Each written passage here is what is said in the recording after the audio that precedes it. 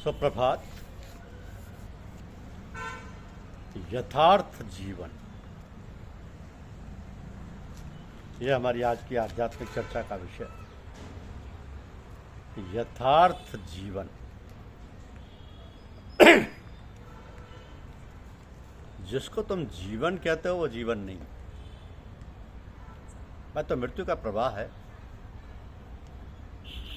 शिशु अवस्था मरी, कौमार आ गई, कौमार अवस्था मरी, जवानी आई, जवानी मरी, बुढ़ापा आया। कोई भी अवस्था स्थायी नहीं है। प्रति क्षण परिवर्तन हो रहा है, प्रति क्षण विनाश हो रहा है। गंगा की धारा बहती दिखाई देती है, पर प्रति क्षण सतत जल बहता जा रहा है। जो बह गया वो नहीं है, नया आ गया। पर परिवर्तन ही मृत्यु है, और जो मृत्यु है उसे जीवन कहना या मानना भ्रम है। असली जीवन तो वो है जिसमें मरने का डर नहीं, जिसमें कभी परिवर्तन नहीं होता। शरीर तो हाड़ मांस मज्जा मेद तथा मलमूत्र का थैला है, ये नष्ट होने वाला है। इसमें जो मैंपन आ गया है, इसी ने अमर जीवन और यथार्थ सुख से विमुख करके तुमको भ्रम में डाल दिया है। इस भ्रम का नाश होते ही आत्मा का प्रकाश हो जाता है और नित्य और अमर जीवन की प्राप्ति हो जाती है। तो यही अमर जीवन और यथार्थ सुख तुम्हारा वास्तविक स्वरूप है, तुम्हारा वास्तविक स्वरूप है। साधकों को यह जानना आवश्यक है कि वो उसको कैसे जाने, और यह कि वो सत्संग की अनिवार्यता को समझे। सत्संग क्या है, मनुष्य के लिए इसका क्या महत्व है, इससे क्या प्राप्ति होती है। इन प्रश्नों का उत्तर साधकों को आत्मनिरीक्षण से स्वतः मिल जाएगा। हम लोग अपना कीमती समय निकालकर एकत्रित होते हैं आज समझाने के लिए। आंतरिक प्रेरणा भी होती है। जितने समय तक हम सभी वहाँ एकत्रित होकर सत्संग का अमृतपान करते हैं, उतने समय तक हम लोग सांसारिक गतिविधियों से स्वयं को अलग रहने का अनुभव भी करते हैं। ऐसा क्यों होता है, इसको समझने के लिए हमें सत्संग को जानना आवश्यक है। अनुभवों के अनुसार सत्संग का अर्थ केवल सत्य के साथ होने से है, अर्थात जहाँ सत्य ही सत्य होगा वहाँ माया का प्रभाव नहीं होगा। तो साधक जब अपने इष्ट यानी सत्य के साथ रहता है, उसी का चिंतन, उसी की यादें उसी में ले रहता है, वहाँ माया उतने समय तक प्रभावहीन हो जाती है। यही कारण है कि सत्संग में साधकों को सांसारिक गतिविधियां व्याप्त नहीं होती। तो सत्संग की विशेषता यह है कि साधक को निर्द्वंद बिना किसी इच्छा के अपने इष्ट के समक्ष बैठना चाहिए, तभी सत्संग का लाभ हो सकता है। किसी उद्देश्य की पूर्ति, इच्छा आदि को लेकर सत्संग में आना स्वयं के साथ धोखा है और समय की बर्बादी।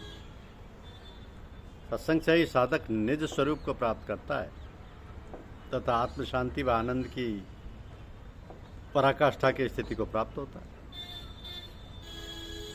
तो गुरु कृपा से सत्संग के माध्यम से साधक में अद्भुत परिवर्तन दिखाई देती है और उससे हम अनुभव भी करता है।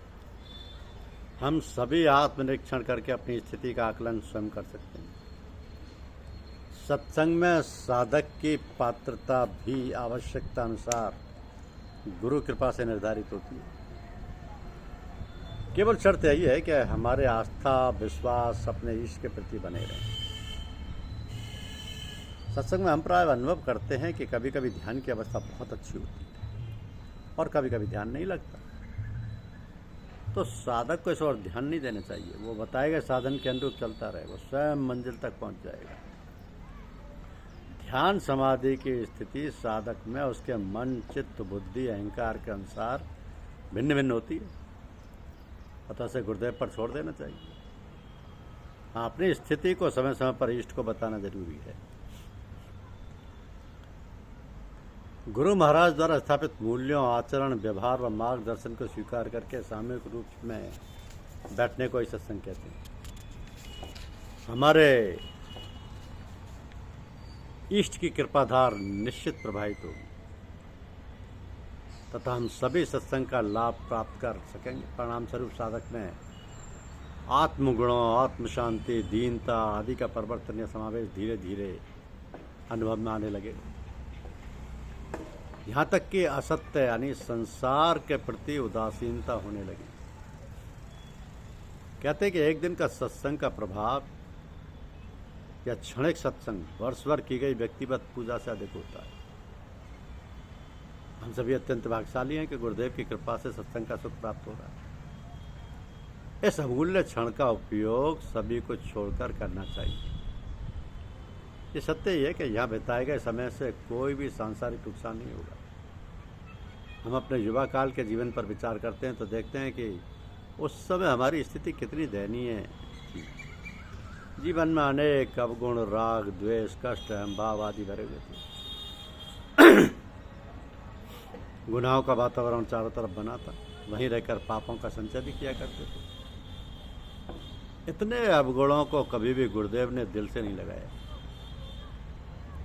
बल्कि इनको दरकिनार करके अपने प्रेम के सागर में अमृतपान कराते रहे। आज उनके द्वारा प्रदत्त जीवन कितना आनंदित और सुखमय है, यही उनके सत्संग का परिणाम है। तुलसीदास जी कहते हैं कि बिनु सत्संग विवेक न होई, राम कृपा बिनु सुलभ न सोई। राम कृपा बिनु सुलभ न सोई, अर्थात मनुष्य को भगवत कृपा के बिना सत्संग उपलब्ध नहीं होता। सत्संग के प्रभाव से साधक सांसारिक कार्यों, दायित्वों का निर्वाह करते हुए अपने इष्ट की याद बनाए रखने की क्षमता प्राप्त कर लेता है। जैसे माँ परिवार के सभी काम करती रहती है, लेकिन वो अपने नवजात शिशु की भूख व आवश्यकता का ध्यान बनाए रखती है। तो सत्संगी मनुष्य को उसके निज स्वरूप के निकट ले जाता है। और यही साधक का ध्येय। हम सभी को गुरु महाराज नियमित सत्संग का लाभ प्रदान करते हैं। उनकी दया कृपा हम सभी का कल्याण करती है। जन्म, क्रीड़ा, विवाह, बच्चे, बुढ़ापा, जीवन समाप्त, ये जीवन नहीं है। जीवन इससे कहीं अधिक गहरा एवं अद्भुत है। जब आप ईश्वर को जानेंगे तब दुख समाप्त हो जाएंगे। वह सब जिनसे आपने प्रेम किया एवं मृत्यु में खो दिया, अनंत जीवन में पुनः आपके संग होंगे, पुनः आपके संग होंगे। तो जो प्रगति करना चाहता है वो प्रगति कर लेता है। केवल आश्रम में रहने भर से किसी का सुधार नहीं हो जाता। आश्रम का अनुशासन पालने से सुधार होता है। ध्यान रखो, अस्पताल में यदि कोई विश्वास करेगा तो मृत्यु ही मिलेगी। इसलिए आवश्यक नहीं कि वह सिर्फ गुरु के निकट रहे। उसे केवल ये करना है कि गुरु की शिक्षाओं का पालन करे और गुरु का स्मरण करता रहे। जो सच्चा जिज्ञासु होता है वो अन्य लोगों के आचरण की ओर से अपना ध्यान हटा लेता है और स्वयं अपने हृदय को टटोलता है। तो किसी सदगुरु ने कहा कि जब तक तुम्हारा हृदय श्री गुरु की ओर खुला है, जिनके हृदय में भगवान के प्रेम की ज्वाला जगमगा रही है, जब तक तुम्हारे अंदर सत्य को जानने की उत्कृष्ट इच्छा लगी है, तब तक तुम्हें भयभीत होने का रंच मात्र भी कारण नहीं। जब कोई व्यक्ति ये सीख जाता है कि जीवन के प्रत्येक क्षण का आनंद कैसे उठाया जाए, तो समझ लो कि वह व्यक्ति ज्ञान में प्रतिष्ठित हो चुका है। किसी संत ने कहा है कि ऋषियों और शास्त्रों ने आत्मज्ञान प्राप्त करने के लिए अनेक उपाय बताए। उन सब में मंत्र जप श्रेष्ठ मार्ग। व्यक्ति दिन भर में विभिन्न समयों पर सत्य, रज व तम तीनों गुणों का अनुभव करता है। एक क्षण उसे लगता है कि वह शुद्ध है, हल्का है और अपने हृदय की साधुता से जुड़ा है। ये सत्य है। एक समय ऐसा आता है कि वह बहुत क्रियाशील है, कभी वह पाने की इच्छा से चंचल रहता है, ये राजस गुण है। और कभी ऐसा भी होता है कि वह ढीला और आलस्यपूर्ण है, ये तमस है। महात्मा जन सभी से एक सा प्रेम करते हैं क्योंकि उनका अपना कोई स्वार्थ नहीं होता, उन्हें किसी भी चीज़ की आवश्यकता नहीं होती।